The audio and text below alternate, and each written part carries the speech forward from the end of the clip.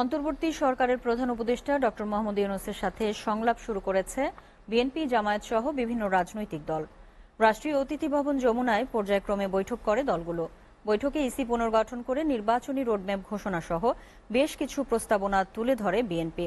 আর অন্তর্বর্তী সরকারের কাছে নির্বাচনের পাশাপাশি সংস্কারেরও রোডম্যাপ চেয়েছে জামায়াত। এ সময় আরও কয়েকটি রাজনৈতিক দলের সাথে সংলাপ হয়, তবে সবারই দাবি দ্রুত সংস্কার শেষ করে সুষ্ঠু নির্বাচন। তাইফুর রহমান তুহিনের প্রতিবেদনে দেখুন বিস্তারিত। সংলাপ ও নির্বাচনের রোডম্যাপের বিষয়ে রাজনৈতিক দলগুলোর সাথে সংলাপ করেছে অন্তর্বর্তীকালীন সরকারের প্রধান উপদেষ্টা ডক্টর মোহাম্মদ ইউনূস। শনিবার বিকেলে প্রথমে বিএনপির সাথে বৈঠক করেন তিনি।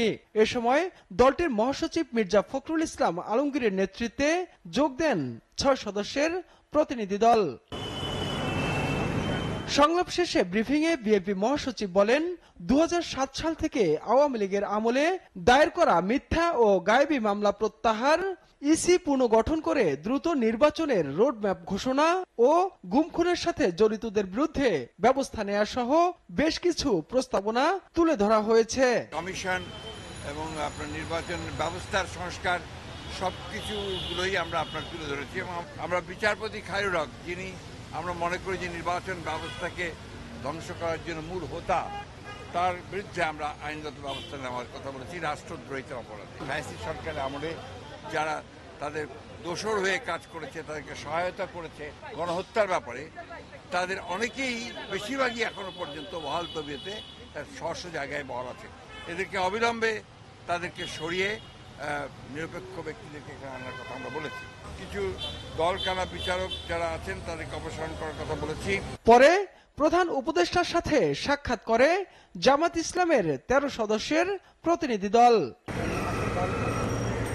বৈঠক শেষে জামায়াতের আমির ডক্টর মোহাম্মদ শফিকুর রহমান জানান, নির্বাচন এবং সংস্কার দুই রোডম্যাপ ঘোষণার দাবি তুলেছেন তারা। তবে এই মুহূর্তে নির্বাচনের চেয়ে সার্বিক সংস্কারে বেশি গুরুত্ব দিতে চান তারা। সরকারকে এতটুকু বলেছি যে জনগণের বিশাল প্রত্যাশা আপনাদের কাছে, এই প্রত্যাশার সময়টা টেনে আমরা লম্বা করব না।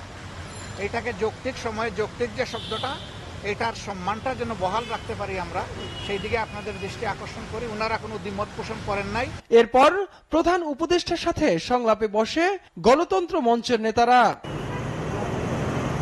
সার্বিক সংস্কারের পাশাপাশি রাজনৈতিক দল ও অন্তর্বর্তীকালীন সরকারের মাঝে যে দূরত্ব তৈরি হয়েছে তা কমিয়ে আনার দাবি জানান তারা। সরকারকে প্রোঅ্যাক্টিভ হতে হবে, যাতে তার অ্যাডমিনিস্ট্রেশন, পার্টিকুলারলি জেলা পরিষদ আছেন, জেলা প্রশাসক, থানার ওসি কিংবা টিএনও, যারা যারা দায়িত্ব আছেন, তারা যাতে সরাসরি জবাবদিহিমূলক একটা প্রতিক্রিয়ার মধ্যে আসেন। কোন কোন কাজগুলো তারা করবেন এই আমলে, যেগুলো নিয়ে সাধারণ বোঝাপড়া ঐক্যমতের জায়গা আছে, আর কোনগুলো পরবর্তী নির্বাচিত জনপ্রতিনিধিরা করবেন, নির্বাচিত সংসদ করবেন, সেটাও আলাপ আলোচনা করে আমরা ঠিক করব। আলোচনাটা ভালো হয়েছে। এছাড়াও বাম গণতান্ত্রিক জোট ও ইসলামী শাসনতন্ত্র আন্দোলনের নেতারা সংলাপকালে দ্রুত নির্বাচনের তারিখ ঘোষণা সহ দ্রব্যমূল্য নিয়ন্ত্রণ ও স্বৈরশাসক শেখ হাসিনার বিচারে কার্যকর পদক্ষেপ নেয়ার দাবি জানান। 2 মাসে আমরা দেখতে পেলাম জিনিসপত্রের দাম ভয়াবহ, আইন শৃঙ্খলা পরিস্থিতির অবনতি এখনো রোধ হয়নি। আমরা বলেছি এটাকে প্রথমে জরুরি কর্তব্য হিসেবে নিতে হবে, কারণ জনগণ যদি আশাহত হয় তাহলে কোনো ভালো কাজ বা সংস্কারের কথা জনগণ শুনবে না। স্বৈরাচার এবং যারা নাকি খুনি এবং ফ্যাসিস্ট, এরা যেন আবার বাংলাদেশের মধ্যে, বিশেষ করে যারাই হোক, তারা যেন নির্বাচন করার সুযোগ না পায়, এই বিষয়টাও আমরা উপদেষ্টার কাছে বলেছি। Taifur Rahman Tuhin, SA TV, Dhaka.